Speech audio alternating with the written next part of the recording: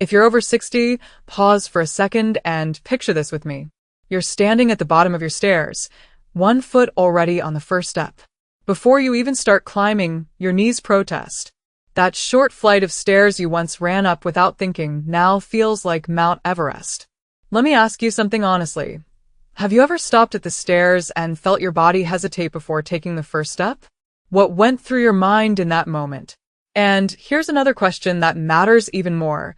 Do your knees complain before you even start climbing, or only after a few steps? Now think about this.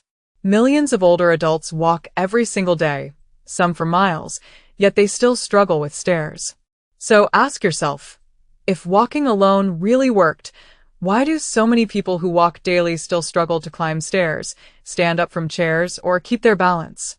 A 2023 study published in the Journal of Aging Research found that 73% of adults over 60 struggle with stairs not because they're generally weak, but because they've lost very specific muscle patterns. Let me ask you this. Has anyone ever explained to you which muscles actually matter for climbing stairs, or were you just told to walk more? The researchers discovered something surprising. Adults who could climb stairs easily at 70, 75, even 80 years old all shared one thing in common. They preserved 5 specific movement patterns. So here's a question for you. Do you think your daily routine still trains the movements you need to lift your body upward, or does it mostly keep you moving forward? Now consider this. An orthopedic surgeon at Johns Hopkins tested these exact 5 movements on over 1,200 patients above the age of 60. Within 8 weeks, nearly 9 out of 10 of them could climb stairs with ease again. So ask yourself honestly, if simple movements helped that many people, why are most older adults never taught them? Here's where it gets even more interesting. The most powerful movement in the study improved stair climbing ability by 67% when done for just 3 minutes a day. Let me ask you directly, could you find 3 minutes in your day if it meant climbing stairs without fear or pain? And if you had those 3 minutes, when would you use them? Morning, afternoon, or evening? Scientists at Stanford repeated this study 3 times because they thought the results were too good to be true. But they weren't. So here's a question worth thinking about. If the science is this clear, why do so many exercise programs still fail people over 60? This isn't just about leg strength. It's about coordination, timing, and muscle activation. So let me ask you something very important. When you climb stairs right now, what feels hardest, your knees, your thighs, or your balance? And another question right after that. Do you feel less confident going up the stairs or coming back down? As you answer these questions for yourself, keep this in mind. Your body isn't broken. It hasn't failed you. The real question is this. Has your body been given the right signals to stay strong, or only the easy ones? And as we move forward, think about this final question. If a few targeted movements could change how safe and confident you feel every time you face a staircase, wouldn't it be worth learning them? Number 4, step downs. This exercise flips conventional thinking on its head. Most people practice stepping up to get better at stairs, but let me ask you this first. Which feels harder for you right now, going up the stairs or coming back down? If you're honest, many people will say going down feels more unstable, more uncomfortable, even a little scary. Have you noticed that too? Research from Harvard Medical School discovered something surprising. In a 2023 study with over 800 participants, controlled step-downs improved overall stair navigation by 45% compared to just 22% for step-ups alone. So, here's a question worth thinking about. If stepping down improves stair confidence almost twice as much, why do most people never train it? The reason is fascinating. Going downstairs requires nearly 3 times more muscle control than going up. Your muscles have to work eccentrically, meaning they lengthen while contracting. That's the hardest type of muscle work, and it's also the first one to decline with age. Let me ask you something important here. When was the last time you deliberately trained control instead of speed in your movements? To do this exercise, find a sturdy step or platform about 6 to 8 inches high. A bottom stair works perfectly. Stand on the step with both feet near the edge. Now, ask yourself this as you start. Are you rushing the movement, or can you truly slow it down and stay in control? Shift your weight onto your right foot and slowly lower your left foot toward the floor. And I really want you to think about this question while you do it. Can you take a full 3 seconds to lower, or do you feel tempted to drop quickly? Your left toes should barely touch the floor before you press through your right heel to return to standing. Now here's a critical point. Keep your right knee aligned over your toes. Don't let it cave inward. Biomechanics research shows that letting the knee collapse inward reduces the effectiveness of this exercise by up to 40%. So ask yourself honestly, when you step down, does your knee stay aligned, or does it drift inward without you noticing? Your upper body position matters just as much. Keep your chest up and your eyes forward, not looking down at your feet. This trains proprioception, your body's ability to know where it is in space without looking. Let me ask you this. When you go down real stairs, do you stare at your feet the entire time, or do you feel confident enough to look forward? A study from the University of Pittsburgh found that people who looked down during step-downs were 60% more likely to feel unsteady on actual stairs. So here's a powerful question. What would change for you if you felt stable enough to look ahead instead of down? Start with 8 repetitions on each leg. The tempo is crucial. Count slowly as you lower. 1, 2, 3. This slow phase is where the real strength is built. Ask yourself as you lower, do you feel your muscles working to control the movement, or are you letting gravity take over? After 2 weeks, increase to 12 repetitions per leg. Once that feels comfortable, hold a light weight at your chest, around 5 pounds. This adds just enough challenge to keep progress going. Physical therapists at the Mayo Clinic found that adding light resistance increased the effectiveness of step-downs by 38%. So here's a question for you. Do you feel ready to gently challenge yourself, or are you still building confidence at body weight only? Perform step-downs 3 times per week, always with at least 1 rest day between sessions. Your muscles need recovery time to adapt. Let me ask you this. Are you giving your body time to recover, or are you trying to do everything every day? Now, the next exercise might not seem related to stairs at first, but it targets a hidden weakness behind most stair problems. Before we continue, let me ask you, have you noticed a wobbly feeling when you shift your weight from one leg to the other on stairs? Number 3, standing hip abduction. Your hip abductors are the unsung heroes of stair climbing. These muscles on the side of your hips keep you stable when you transfer weight. So here's an important question. Do you ever feel like your body sways side to side on stairs, especially when you're tired? A 2024 study from Northwestern University tested over 1,500 adults and found that hip abductor strength was the single best predictor of stair confidence. People with strong hip abductors were 71% less likely to rely on handrails. Let me ask you directly, how often do you grab the handrail without even thinking about it? To do this movement, stand next to a wall or a sturdy chair if you need support. Shift your weight onto your left leg and slowly lift your right leg out to the side. As you lift, ask yourself this. Are you leaning your body, or can you keep your torso upright and let the hip do the work? Hold for 2 seconds at the top, then lower with control. Speed is the biggest mistake here. Moving too fast turns this into momentum instead of strength.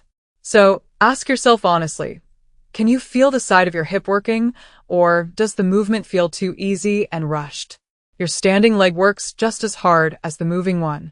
Keep the knees soft and engage your core. Imagine balancing a book on your head. This cue improves alignment and stability. Research shows that people who maintain proper alignment improve single-leg balance by over 50%. So here's the final question for this section. How different would stairs feel if your body stayed stable instead of wobbling with every step? Drop your thoughts in the comments as we go, because what you struggle with most will determine which exercise helps you the fastest. Start with 10 repetitions on each side. And let me ask you this right away. Do you feel a burning sensation on the side of your hip when you do this, or does it feel almost too easy? That burning is important because it's your signal that the right muscles are finally waking up. After 2 weeks, you'll add a resistance band around your ankles. So here's a question for you. Do you already own a resistance band, or would this be the first time using one? A study from Boston University found that progressive resistance in hip abduction exercises led to 43% greater improvements in stair navigation compared to body weight alone. Think about that for a moment and answer honestly. Would you be willing to add a small band if it meant feeling safer on stairs? The band should provide moderate resistance. You should finish all repetitions with good form, but the last two should feel challenging. So ask yourself during those final reps, can you still control the movement, or do you feel your body wanting to rush or sway? Perform standing hip abductions daily. And here's an important question that surprises most people. Did you expect an exercise like this to be done every day, or did you assume rest days were mandatory? Hip abductors recover quickly and actually improve faster with frequent practice. That's why this works so well when done during simple moments. Let me ask you this. Could you fit a set in while coffee is brewing or during TV commercials? Consistency matters more than intensity here. The University of Delaware followed participants for 12 weeks and found that daily hip abduction, even with just 2 sets, produced better results than harder workouts done only 3 times per week. So be honest with yourself. Are you someone who benefits more from small daily habits or intense workouts that are hard to maintain? Daily practice reinforces neuromuscular patterns your brain needs for automatic stability on stairs. And this leads to a powerful question. When you step onto stairs, does your body react automatically, or do you have to think carefully about every step? Now, let's move to an exercise that rebuilds the explosive power you need to go upstairs without hesitation. Number 2, sit to stand. Before I explain it, let me ask you, how confident do you feel standing up from a chair without using your hands right now? This movement looks simple, but it's incredibly powerful. It mimics stair climbing better than any gym machine. When researchers at Duke University analyzed stair climbing using 3D motion capture, they found that the muscle activation pattern was 87% identical to standing up from a chair. So, here's a key question. If this movement is almost identical to stairs, why wouldn't we train it regularly? Even more interesting, people who could perform 15 sit-to-stands in 30 seconds had almost no difficulty with stairs, regardless of age. Let me ask you honestly, do you know how many sit-to-stands you could do right now without stopping? Choose a chair that puts your knees at about a 90-degree angle when seated. Avoid soft couches. Now, ask yourself this. Are you practicing on a chair that helps good form, or one that makes the movement harder than necessary? Sit toward the front edge with your feet flat and hip-width apart. Your feet should be slightly behind your knees. So check yourself here. Are your feet positioned under you, or stretched out in front without you realizing it? Cross your arms over your chest. This prevents cheating with momentum. Let me ask you something important. How often do you rely on your arms when standing up without noticing? The movement begins with a forward lean from your hips, not your back. Lean until your nose is over your toes. Ask yourself as you do this, does the movement feel smoother when you lean forward correctly? Then drive through your heels to stand. That forward lean shifts your center of mass and makes the movement about 30% easier. So, here's a question worth answering in the comments. Did you ever realize that standing up could feel easier just by changing your lean? Stand fully tall, pause briefly, then lower yourself back down slowly. Don't drop. And be honest here. Do you usually drop into chairs, or do you control the descent? That controlled descent is training the same muscles you use going downstairs. Now, let's talk breathing. Exhale forcefully as you stand up. This increases power output and core activation. Ask yourself while doing it, does exhaling make the movement feel stronger or more stable? Inhale as you lower. This rhythm also helps prevent blood pressure spikes. So, here's an important safety question. Have you ever felt lightheaded or strained during simple exercises like this? Keep your chest proud throughout the movement. Slouching reduces power and stresses the knees. Let me ask you honestly, are you standing tall, or do you tend to collapse forward without realizing it? Start with 3 sets of 8 repetitions, resting about 60 seconds between sets. After 1 week, move to 10. By week 3, aim for 12 to 15. And here's the final question for this section. Would you rather increase reps, lower the chair, or add a pause at the bottom to keep progressing safely? Drop your answers in the comments as we go, because how you respond will determine which progression helps you climb stairs with confidence the fastest. A 2023 study from the National Institute on Aging found that people who progressed to a pause at the bottom improved their stair climbing power by an additional 31%. Now, let me ask you something important here. Have you ever tried pausing at the bottom of a movement, or do you usually rush through exercises without stopping? The timing of this exercise also matters. Sit-to-stands work best every other day, ideally in the afternoon when your body temperature is naturally higher. Research shows muscle power output is about 6% greater in the afternoon. But let me ask you honestly, what time of day do you usually feel strongest? Morning or afternoon? However, consistency always beats perfect timing. In Duke's study, participants who exercised at the same time every session, regardless of morning or afternoon, had 40% better adherence and better results. So, here's a key question for you. Do you tend to stick better to routines when they're consistent, even if they're not perfect? Now, let's talk about the exercise that truly shocked researchers. Number 1. Heel raises with holds. Before I explain it, let me ask you this. Have you ever been told that your calves play a major role in climbing stairs, or have they mostly been ignored in your training? Your calf muscles, especially the soleus and gastrocnemius, provide about 40% of the power needed to climb stairs. But here's the real surprise. It's not just strength that matters. So ask yourself this as you listen. Do your calves get tired quickly on stairs, even if you feel generally strong? What matters most is calf power endurance with precise control. When Stanford University researchers tested heel raises with strategic holds, stair climbing speed increased by 67% in just 8 weeks. Even more striking, participants said stairs felt 70% easier. Let me ask you, how would your daily life change if stairs suddenly felt 70% easier? Stand with the balls of your feet on a step or sturdy platform, heels hanging slightly off. Hold something for balance, but don't pull with your arms. Start with both feet and rise up as high as possible. And here's a question to check yourself. Are you actually reaching your maximum height or stopping early without realizing it?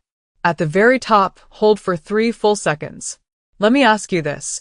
Have you ever held the top of a movement long enough to feel your muscles truly working, or do you usually move right back down? This isometric hold targets the fast power fibers that disappear fastest with age unless specifically trained. Lower down slowly over 3 seconds until your heels dip slightly below the step. Ask yourself here, do you feel a stretch at the bottom, or are you cutting the movement short? Research from the University of Southern California showed that people who used full range of motion gained 45% more ankle flexibility and 52% more power. So, here's an important question. Could limited ankle movement be one of the reasons stairs feel harder for you? Don't bounce at the bottom. Pause for 1 second, then rise again. After 2 weeks, progress to single-leg heel raises. And be honest here. Does the idea of single-leg work make you nervous, or does it feel like a challenge you'd like to conquer? Stand on one foot, the other lightly behind the ankle. Rise up with the same 3-second hold, then lower slowly. You'll wobble at first. Let me ask you this. Do you notice your balance working harder when you wobble, or do you immediately grab support? That wobbling activates stabilizer muscles that give confidence on stairs, especially when carrying items or walking in low light. So, here's a real-life question. Do you feel less stable on stairs when your hands are full or lighting is poor? The progression matters. Weeks 1 and 2, 3 sets of 12 double-leg raises. Weeks 3 and 4, 2 double-leg sets plus 1 single-leg set. Week 5 onward, all single-leg. Let me ask you, do you usually follow progressions carefully, or do you tend to jump ahead too quickly? Stanford researchers found those who followed this exact progression improved twice as much as those who rushed. Timing matters too. Heel raises work best every other day, done after your other exercises or a short walk. Ask yourself this. Are your muscles warm when you train calves, or do you usually start cold? Cold muscles reduce effectiveness by up to 30%. Japanese research showed warm muscles had 35% better neuromuscular recruitment. So, here's a practical question. Could you add a short walk before this exercise to improve results? Surface matters as well. Doing heel raises on a slightly unstable surface increased muscle activation by 23%. But let me ask you something important. Would you rather master stability first, or jump into unstable variations too soon? Foot position also changes results. Toes forward, outward, or inward each target different fibers. So here's a curiosity check. Have you ever adjusted foot position intentionally during exercises, or kept them the same every time? Rotate positions weekly to avoid plateaus. Recovery matters too. Rest 90 seconds between sets. Let me ask you honestly, do you usually rush rest periods or give your muscles time to recover? Research shows those extra seconds maintain power and improve results. The mental component matters too. Visualize pushing the floor away instead of lifting yourself. Let me ask you, does imagining pushing the floor feel different than thinking about lifting your body? During the hold, imagine growing taller. This cue increases muscle activation. Breathing also matters. Exhale up, hold gently at the top. Inhale down. Here's an important safety question. Do you ever hold your breath without realizing it during effort? Most people feel changes within 10 days. By week 4, stairs feel automatic again. Let me ask you this. When is the last time you climbed stairs without thinking about every step? By week 8, many forget stairs were ever a problem. So here's the final and most important question. If doing these 5 exercises for under 20 minutes every other day could give you that confidence back, which one are you starting with today? Drop your answer in the comments.